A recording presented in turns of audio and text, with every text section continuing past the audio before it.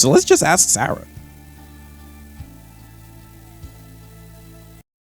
Avery, thank you so much for this opportunity. I know you're very busy. I'll be as brief as possible. Your character is without a doubt one of the most fascinating characters on television in years, I think. Really? So, yeah, I think so. But I'm going to ask you some hard questions. So you ready? Yeah, I'm ready. Okay. First question. Mhm. Why did Toby have to die? And did Sara gut him when she killed him? Like, Yeah, I mean, you would have to ask the voices why he had to die. That's not her fault. But she did run the screwdriver through his throat. That's for sure. Okay. Like, I saw her stab him, and I remember they showed a scene where like they revisited his body, and seemed like he was gutted like the monsters, and I wasn't sure if that was. Oh no, I didn't do that. That was she left the door open, and the monsters got in and got the rest of him. Okay, that solves one mystery. Oh my gosh, thank you. But that was a season 1 question. One thing I was curious about, and you've done a lot of really cool scenes. What was your favorite scene to film in either season 1 or in season 2? Oh man, that's really hard. The scene with Ethan and Nathan, I don't want to say that was my favorite, but it was really difficult because we had to do like stunts and stuff, and we had rehearsals beforehand. Mm-hmm. But I think that was one of the most rewarding scenes. I think my favorite scene to shoot would be episode 6, season 1, with Father Kotri in the basement. We shot all those scenes in one day. We shot that entire episode, or all of our scenes, in one day, in order. So it was really cool to be able to go through the full journey in one day, even though it was exhausting.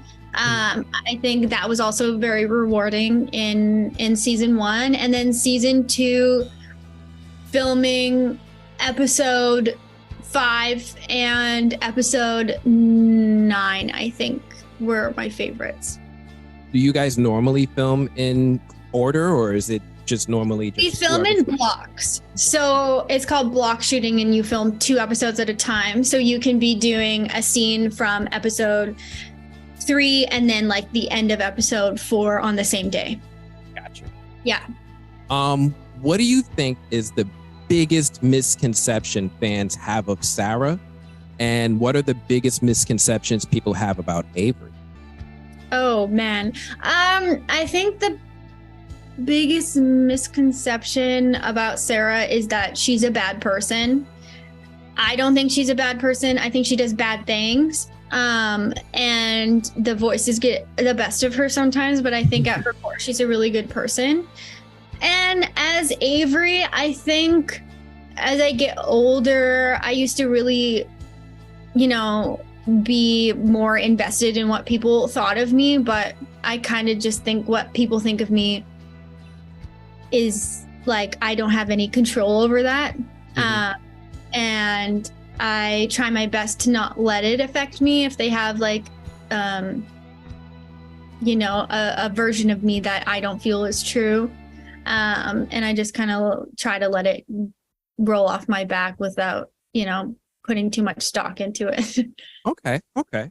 Well, Sara's one of my favorite characters, so you have me rooting for you. Okay, good. Thank you. I appreciate the support. Sara had Nathan. Yeah. Who's the unsung hero for Avery? In my real life? Yeah. I think definitely my partner. Yeah. Helps me through everything. What are you most excited for fans to learn about Sara in season 2? I think just watching her journey and kind of who she is and seeing the more raw side of her is what I'm excited for people to take away from Sara this season. You definitely see a more, like I said, raw side of her, which is very different. and the chaos is happening internally more instead of externally, which is also a different perspective. And I think I'm most excited for people to see that. Now, I'm going to ask you one more question. I asked this one to Ricky. Mm-hmm. I'm hoping you can give me a better answer. Okay. Why is this show called From? Oh, no. I can only... I picture he was probably like, see, like there was a, that's my impression of Ricky. I honestly feel like I don't have a better answer, but I feel like the name From captures the energy and the mystery of what the show feels like. You know, you kind of see the word from and the way they've I don't know, the way I just really think it captures the essence of what the show is, if that makes sense, in a really weird way. Okay. I've been struggling with this one. It's been going crazy on Reddit.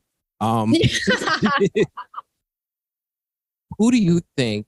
Well, here's a different question. If you were in Sarah's shoes and you had to make a choice, this is me asking Avery. Yes. Would you choose town or would you choose colony house? I would choose colony house. You would choose colony house? Yeah, because I would want to be surrounded by more people. Okay.